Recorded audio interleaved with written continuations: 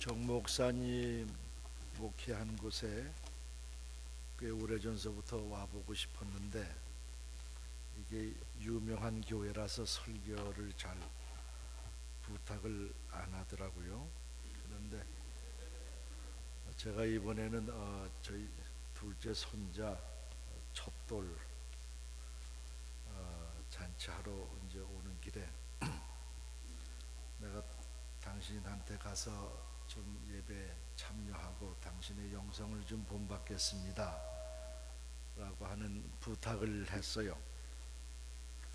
그랬더니 간신히 허락을 이제 하면서 조건을 붙이는데 보통 잘 조건 안 붙이거든요. 그냥 이렇게 와서 설교를 하라고 그러지만 사실은 제가 정 목사님의 아버지 되시는 정영관 목사님 지도하에 제가 그 밑에서 전도사, 목사, 그 다음에 유학, 그 다음에 또 정 목사님이 목회하시던 그 교회에서 인수한 학교, 거기 가서 제가 또 한국 호레비로 6년 동안 나가서 일하다가 하고 그래서 몹시 정 목사님이 어려서 저하고는 한 15년 차이지거든요. 잘 아는 처지입니다. 그래도 설교하라고 오라고 그러지 않아요. 여기가 아주 유명한 교회고 좋은 교회라서 아무나 설교자를 세울 수 없다라고 하는 그렇죠. 그것 때문에 그랬어요. 근데 사실은 이 교회에 대한 소문은 제가 잘 알고 있습니다. 여기에 먼저 계셨던 유성정 목사님, 그분도 제가 한국에서부터 알던 그런 처지고요. 근데 하여튼 제가 영성을 본받기 위해서 왔는데 영성 본받기 전에 정 목사님 나한테 감기를 주시는 것 같아요. 지금 만나서 한 2시간 됐는데 계속 나도 기침하고 계속 물을 먹게 되는 거예요. 그래서 물을 가지고 올라왔습니다.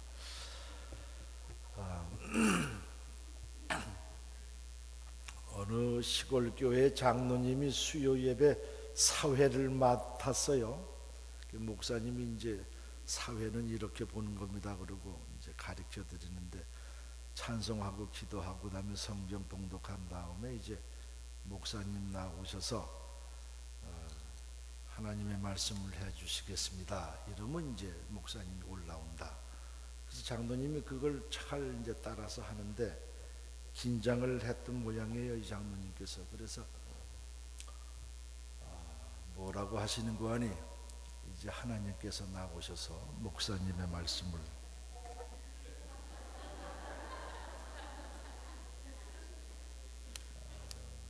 다 함께요. 하나님께서 나오셔서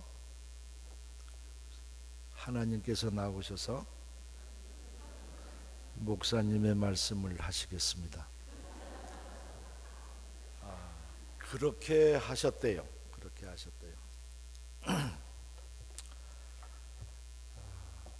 목사가 나와서 하나님의 말씀을 들려드리겠습니다. 오늘 본문이 구약이 1절, 그 다음에 신약이 11절. 특히나 오늘 읽었던 요한복음 8장 이야기는 11절밖에 안 되는 짧은 이야기지만 이 안에 예수 안에서 드러난 하나님의 뜨거운 가슴 이야기가 여기에 있습니다. 이 뜨거운 하나님의 마음 이야기를 강림절기하고 또 성만찬이라고 하는 문맥 속에서 그 뜻을 의미해 보려고 하는 것이 이 설교의 목적이 되겠습니다. 우리는 예수님에 대한 아주 티피컬한 이미지 하나, 통념적인 그 예수님의 인상을 갖고 있는데 그건 뭐냐 하면 예수님은 군중 속에 계시는 분이다. 5,000명을 먹이시고 12제자와 함께 늘 계시고 그 다음에 가나의 혼인잔치에서 술 만들어내시고 군중과 더불어 그래서 용서할 수 없는 자 용서하고 사랑할 수 없는 자를 사랑하고 만질 수 없는 자를 만지시던 예수. Jesus touched the untouchable. 문둥이를 만지시고 Jesus forgave the unforgivable.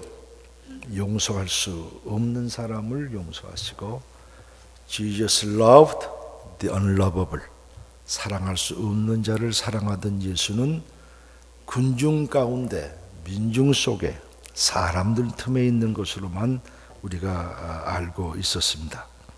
그러나 예수님께서 감난산으로 가시고 아침에 당시 성전에 들어오셨다라고 하는 이 본문의 요한복음 본문의 첫 마디는 예수의 전혀 다른 모습,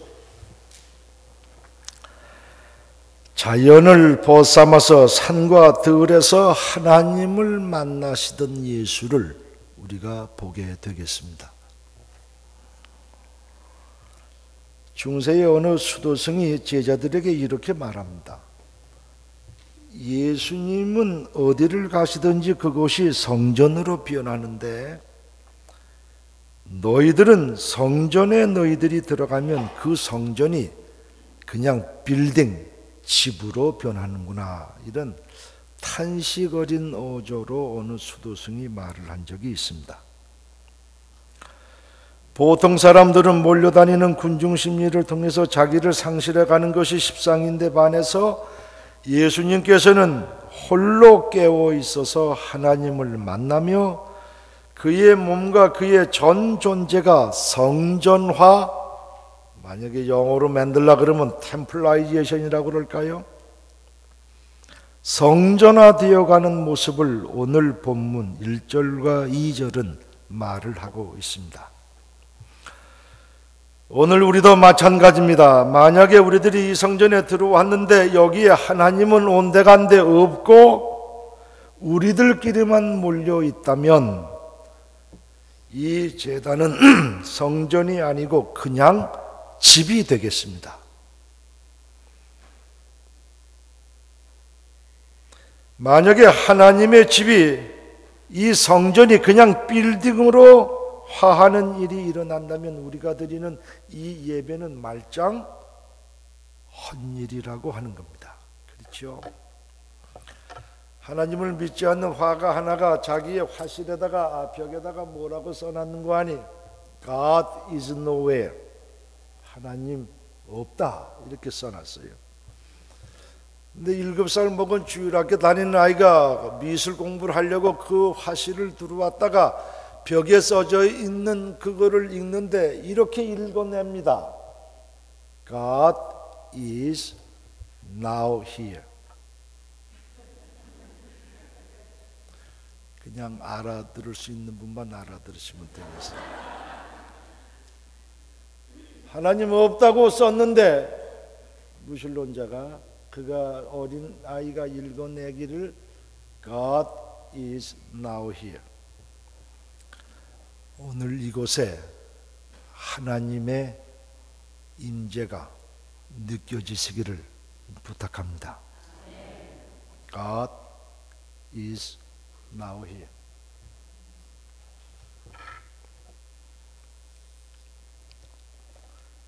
이 성전에서 우리가 드리는 예배가 신령과 진정으로 드리는 예배가 되기를 저는 간절히 원합니다.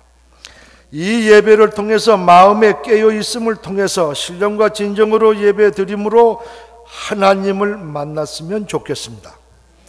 그리스도의 오심을 기다리는 크라이스트 이벤트의 기대 속에 있는 우리는 깨어 있어서 홀로 있으므로 전 존재가 성전화되어 갔을 적에 비로소 우리는 아기 예수님을 맞이할 수 있다라고 나는 믿습니다. Jesus is the only reason of the season. 그렇죠? 이 할러데이 시즌의 진짜 이유는 누구겠어요? Jesus is the only reason of the season. 예수 한 분만이 이 할러데이 시즌의 이유가 되시는데 그 주님을 만나기 위해서 깨어있어 신령과 진정으로 자기의 온몸을 더듬는 아름다운 예배가 우리들 가운데 일어나기를 간절히 원합니다. 오늘의 본문의 두 번째 페이즈, 두 번째 국면으로 이렇게 넘어가다 보면 이런 게 이제 나옵니다. 이른 아침 성전에 올라오신 예수님께 바리새파와 율법학자들이 찾아오는데 엄청난 가십 하나를 들고 찾아옵니다. 뭐냐 하면 간음을 하다 현장에서 들켜버린 여인 하나를 데리고 예수님께 다가오는데 예수님을 찾아올 하등의 이유가 없습니다. 이런 케이스는 경찰서를 가거나 아니면 법원을 찾아가면 되는 겁니다. 그렇죠? 현장에서 간음을 하다 걸렸다 이거예요. 한데 왜 산과 들가밖에 모르는 예수님께 이 여인을 데리고 올까요? 있을 수 있는 이유는 두 가지 정도가 되겠습니다. 첫째는 뭐냐? 여러분, 현장에서 간음을 하다 들켰다라고 하는 그 여인, 성가대 지휘하시는 집사님, 권사님,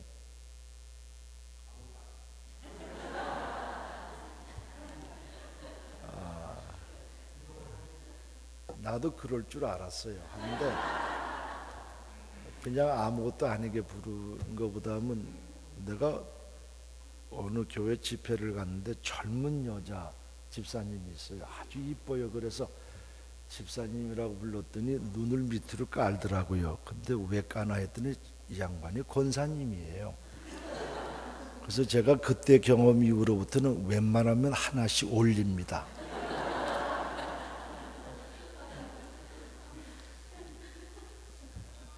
내가 뭐 물어보려다가 이 얘기하다가 또 잊어먹었네. 현장에서 간음하다 걸린 여인이 있다 그러면 그대는 보고 싶어요? 안 보고 싶어요? 에? 보고 싶잖아. 안 보고 싶어요? 여잔데 이쁠 텐데 어떻게 생겼을까? 어떻게 생겼을까? 세상 말로는 낯짝이나 한번 보자. 그리고 다가갈 수 있는 게 남자들의 생각이다. 현장에서 간음하다 들킨 이 사건이 흥미로우니까 보고 즐기자고 할 수가 있을 것이고, 두 번째는 이 사건을 통해서 예수에게 올가미를 한번 씌워보자고 하는 것이 이 둘째 이유가 진짜 이유가 됐겠죠. 그리고 그들은 묻습니다. 간음하다 잡힌 이 여인을 당신은 어떻게 하면 좋겠어? 모세의 법에는 스토닝 투 데스, 돌로 쳐 죽이라고 했는데 너는 어떻게 답하겠느냐? 예수께 와서 묻습니다. 이 물음에 대해 예수께서 하실 수 있는 대답의 가능성도 두 가지 정도입니다. 첫째는 뭐냐? 모세의 법대로 돌로 쳐 죽여라 이렇게 말을 하면 이제껏 예수님께서 말씀하시던 모든 말이 헛것이 됩니다. 70번씩 7번이라도 용서를 하라고 하는 하나님의 가없으신 사랑 이야기, 측은지심에 대한 이야기, Divine Mercy, 하나님의 긍휼과 자비가 말짱 다 거짓이 되겠고, 둘째, 만약에 죽이지 말라고 하면 뭐가 되는 거 아니? 모세의 법에는 분명 죽이라고 그랬는데 죽이지 말라고 하면 이것은 모세의 법을 어게인스트 한 게 되니까 신성 모독죄가 되겠습니다. 이 둘 다에 걸리게 돼 있습니다. 이러한 상황 속에서 먼저 예수님은 아무 말씀도 하지 않으시고 이렇게 몸을 구부리셔서 땅바닥에 뭘 쓰신다. 땅바닥에다 뭘 쓰고 뭘 썼을까? 여러분도 모르고 나도 모릅니다. 이 행동을 통해서 예수님은 돌을 든 무서운 누구든지 하나 장난기 있게 돈을 들어서 던지기 시작하면 다 던질 판입니다. 사박에 잡히는 게 뭐가 있어요? 돌밖에 더 있겠어요. 그래서 돌로 쳐 죽이는 게 창세기부터 나온다. 아벨하고 가인이 뭘로 까 죽였어요? 자기 동생.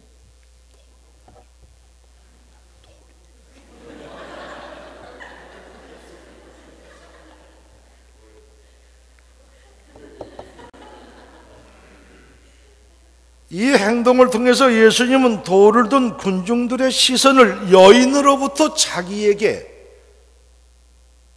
가져오라고 하는 사인 같은 거라고 저는 생각을 합니다. 기세등등하게 다 치려고 그러는데 다 서 있는데 예수님 혼자만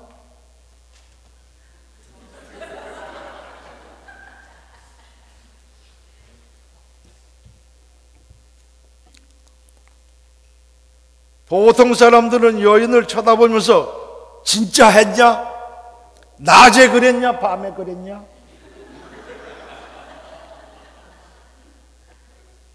그렇게 물었을 것 같아요.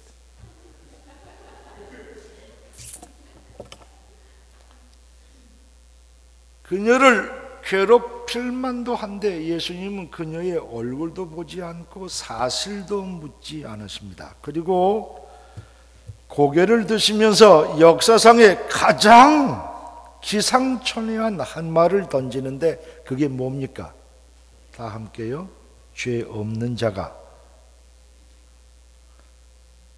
여기는 다 함께 그래도 전혀 반응을 안 해요.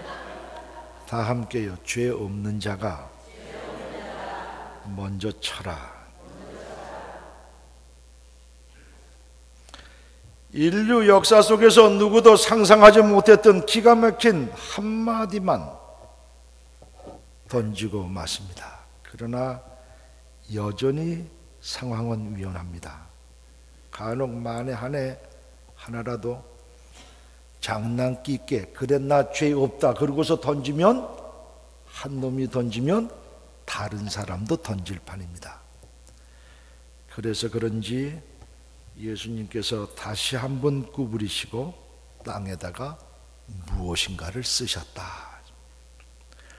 무엇이라고 썼을까? 성서학자들이 밝혀보려고 애를 썼는데 밝혀내지 못했습니다. 나도 정 목사님도 밝혀내지를 못했습니다. 아마 두 번째의 구부림의 의미는 여유를 갖고 내 속부터 들어보라. 네 속부터 한번 네 몸뚱아리에 있는 죄부터 들여다보라고 하는 예수의 요구인지도 모르겠습니다. 이 구부름 이후에 양심의 가책을 받아서 나이 많은 분들부터 슬금슬금 돌을 놓고 갔다. 여기 연세 드신 어른들께 죄송합니다. 인생 살고 살아도 점점 느는 건 뭐만 느냐? 죄만 늘어요. 죄만 늘어요. 자기 잘 닦지 않으면 죄만 더덕더덕 붙습니다.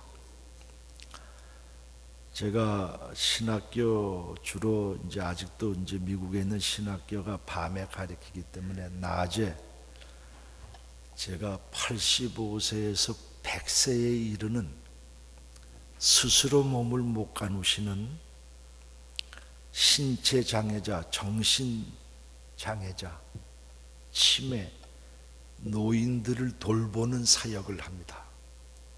그래서 그분들의 똥 오줌 밥 먹이고 화장실 데리고 다니고 이런 거 하면서 제가 섬기고 있는데 나이 드시면 성인처럼 위대한 어른들로 변해가시는 줄 알았는데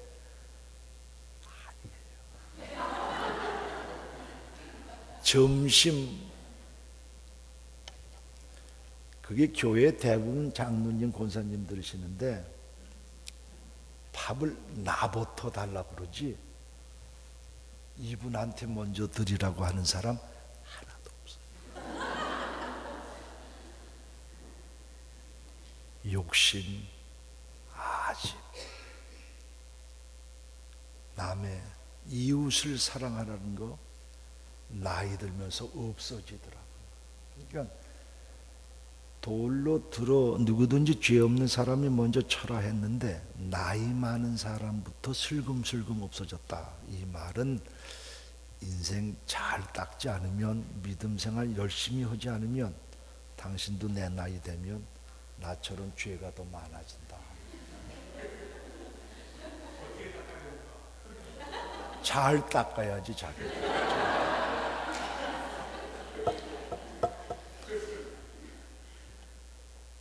잘생겼어요.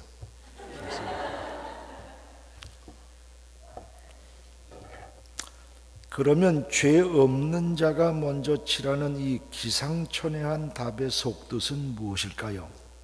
첫째는 죄 없는 자가 이 세상에 아무도 없다.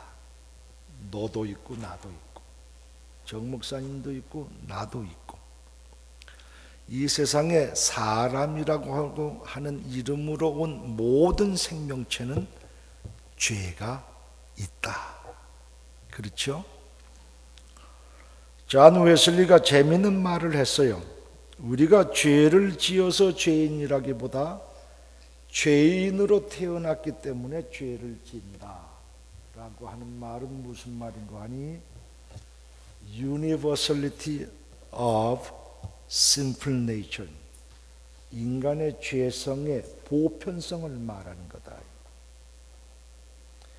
내가 죄인이기 때문에 죄를 지은다. Because we are born as a sinner, we are likely to commit sins. 죄를 지은다. 죄를 지어서 우리가 죄인이라고 하는 것보다 죄인으로 태어났기 때문에 죄를 지은다.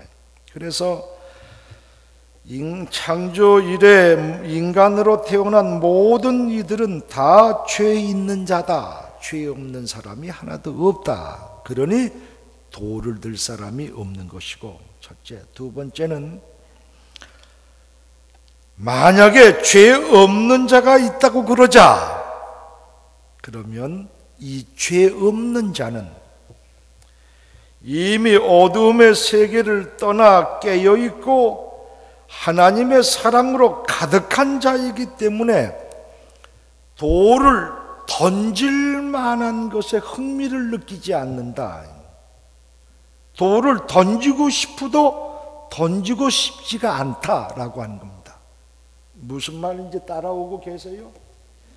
만약에 세상에 죄가 없는 사람이 있다고 했을 적에 그분 한 분 계시죠. 그게 우리가 믿기로는 누구라는 거예요? 예수님 아니에요. 예수님은 하나님의 사랑으로 가득한 분이기에 예수님이 뭐라고 그래요? Neither do I condemn you. 나도 너를 정죄하지 않으리니. 그렇잖아요. 돌을 안 던진다고. 돌을 던질 수 있는 분인데 돌을 던질 수가 없어요. 왜? 하나님의 사랑으로 가득한 자기 때문에. 여러분, 이 세상에는 두 종류의 죄 없는 사람들이 있습니다. 하나가 바로 예수님이십니다. 그분은 돌을 던질 수 있는 분이셨지만 돌을 던지지 않으셨습니다. 왜? 하나님의 사랑으로 가득했기 때문에. 둘째는 바로 우리 신앙인들, 크리스찬을 두고서 하는 말입니다. 무슨 말이냐? 우리는 죄가 있었어요. 한데 하나님께서 우리의 죄를 대신해서 십자가 위에서 흘리셨으므로 우리의 죄의 값을 He paid on the cross. 아멘. 이 고백이 있어서 이 문에 우리가 다 들어온 거 아니에요?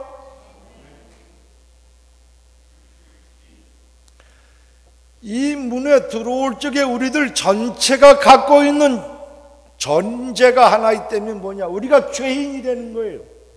한데 그 죄를 십자가 위에서 하나님의 아들이 우리를 대신해서 폐의했다고 하는 겁니다. 우리는 죄가 있었으나 하나님께서 십자가 위에서 죽으심으로 우리로 하여금 의롭다 하심을 받게 하셔서 죄가 탕감되고 용서됐다. 그래서 마치 죄를 한 번도 지어보지 못한 것처럼 깨끗해졌다. 아멘. 아멘. 아멘. 이것이 기독교의 복음입니다. 이렇게 깨끗해진 크리스찬들은 용서함을 받은 기쁨에 젖어 살기에도 바쁘기 때문에 그렇죠. 이렇듯 정상적인 크리스찬은 용서받은 기쁨으로 자기를 사랑하고 이웃을 사랑하는 자들이기에 자기의 허물에 온갖 마음을 쓰느라 남의 허물은 신경 쓸 여지가 없는 사람입니다. 그러니 성가대에 있는 여성교 회원들, 남한테 신경 많이 쓰지 마세요. 교회에서 말이라는 건 다 저기서 생기는 거 아니에요?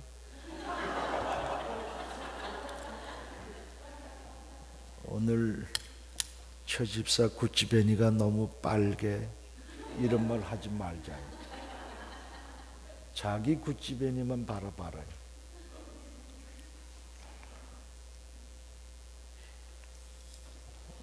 구찌베니라고 하는 게 구찌 가방 얘기하는 게 아닙니다. 이 뜨거운 하나님의 가슴을 맛보지 못한 사람들이 가슴이 쇠처럼 죽어서 차디차디하게 변해 있어서 그는 딱딱한 가슴이 있기 때문에 자기 자신에게 파고들 힘이 없어요. 그래서 남의 허물에 시선을 쏟고 삽니다. 남의 허물을 아픔으로 보지 않고 재미로 즐기는 오늘의 본문의 율법학자와 바리새인들처럼 되는 것입니다. 이들의 가슴은 하나님의 가슴과 반대됩니다. 그러나 가만히 따져보면 남의 허물이라고 하는 것, 남의 죄는 그를 이 세상에 낳게 하신 하나님이 처리하실 일이지 그대들이 이러쿵저러쿵 왈가불가할 이야기가 아니다.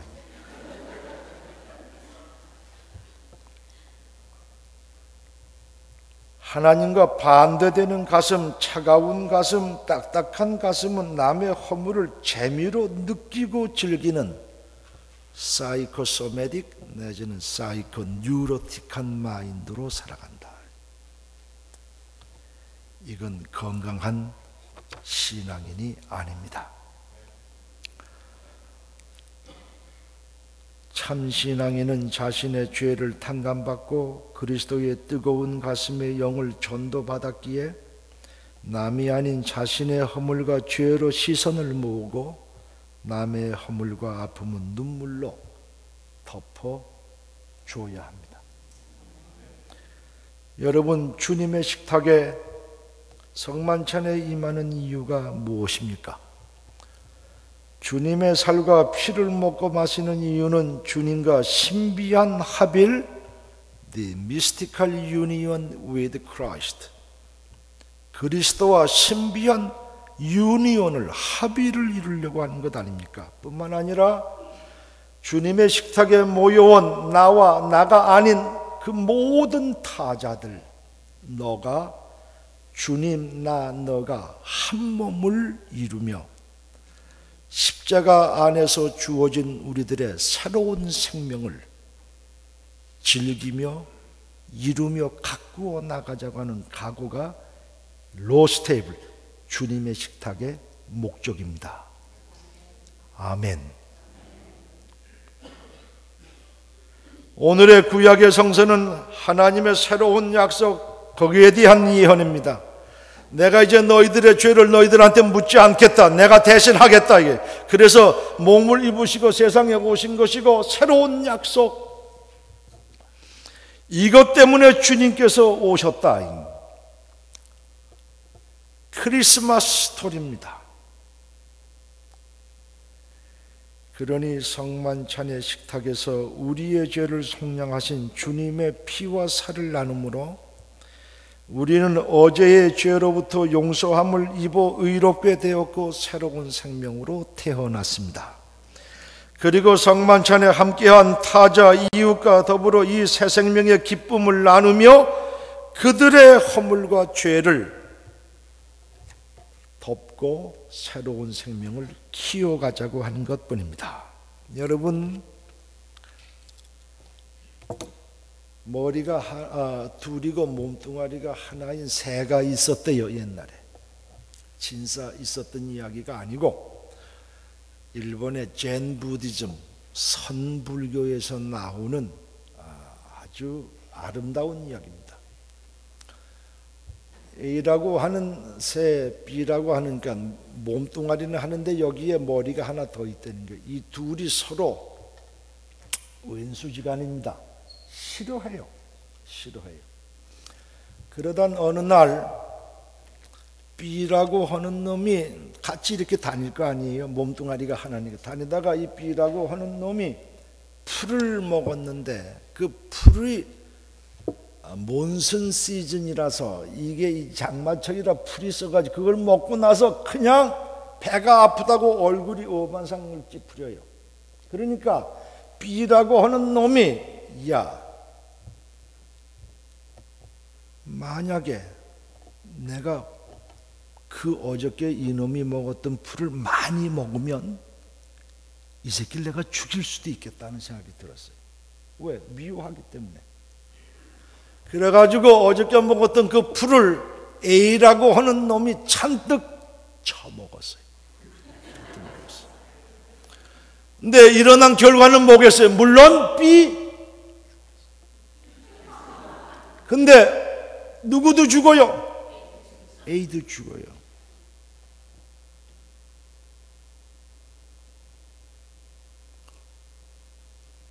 한 몸으로 우리가 세상에 태어난 것 아니에요? 한 몸으로. 잠깐 세상 짧은 세월 스쳐가면서 미워해봤자 그 아픔이 누가 당하는 거예요? 내가 당하는 거예요. 이게 인생입니다. 너와 내가 한 몸인 것을 알아서 미워할 이유 없습니다. 새 생명의 기쁨을 누리며 하나님의 뜨거운 가슴을 나누고 그리스도의 지체로 살아가는 것이 나와 여러분의 길입니다.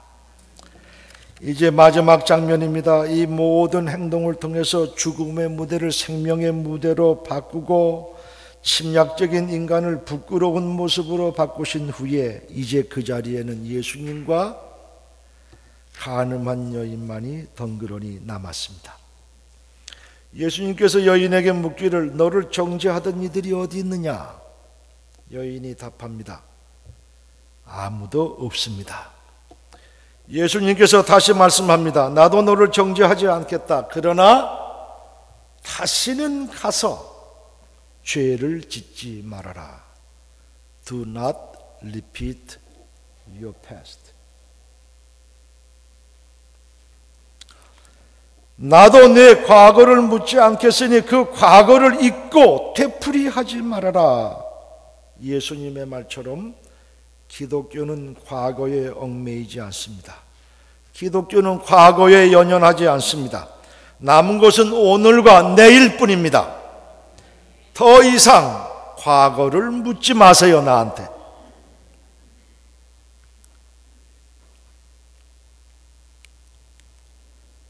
내가 아무리 주홍같이 어두운 삶, 부끄러운 죄를 가지고 살았을지라도 이미 내가 주의 식탁 앞에 나오고 십자가 앞에 나온 이상 여러분도 나를 정죄할 수 없습니다. 그러나 이것만은 명심하십시오. 과거는 지어졌으나 과거와 똑같은 행동을 반복해서는 안 됩니다. But it's not easy.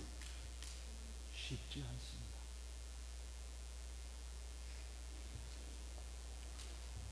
쉽지 않은 이 길 가는 훈련을 게을리해서 아무리 한국교회가 성장하는 것 같고 예수 믿는 사람이 4가운데 하나가, 이민교회는 10가운데 7이 예수를 믿어도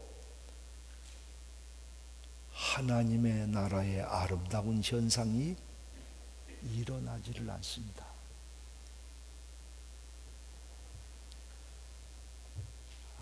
살아내야 합니다. 나도 여러분도 예수님의 이 뜨거운 하나님의 사랑 이야기를 우리의 삶 속에서, 여러분의 가정 속에서, 여러분의 일터 속에서, 여러분의 사무실에서 구체적으로 살아내야 합니다. 어저께의 부끄러운 과거를 되풀이하면 십자가의 효력은 점점 약해집니다.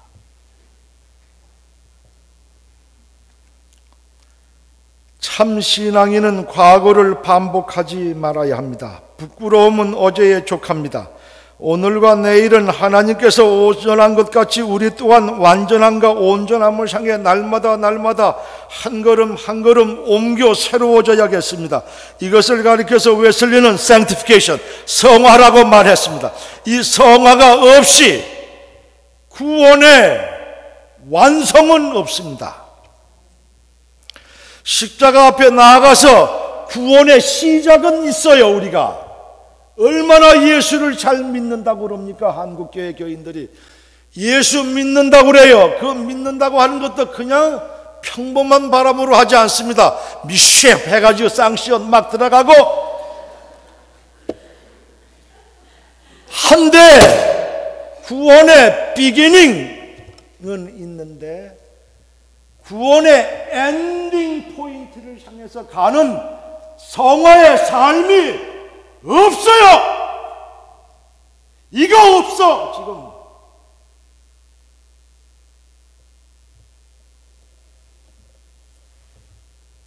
안 살아. 예수처럼 안 살아. 예수의 스피릿과 예수의 라이프 스타일을 내 것으로 해서 살아내지를 못해요. 여기에 한국 기독교의 아픔이 있다.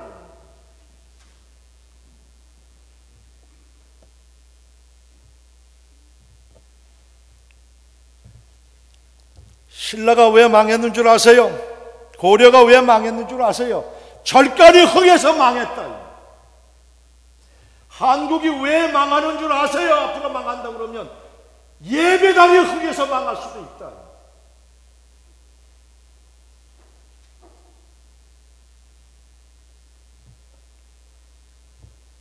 그때가 쉬이 닥치고 있습니다. 그때가 쉬이 닥치고 있습니다. 여러분,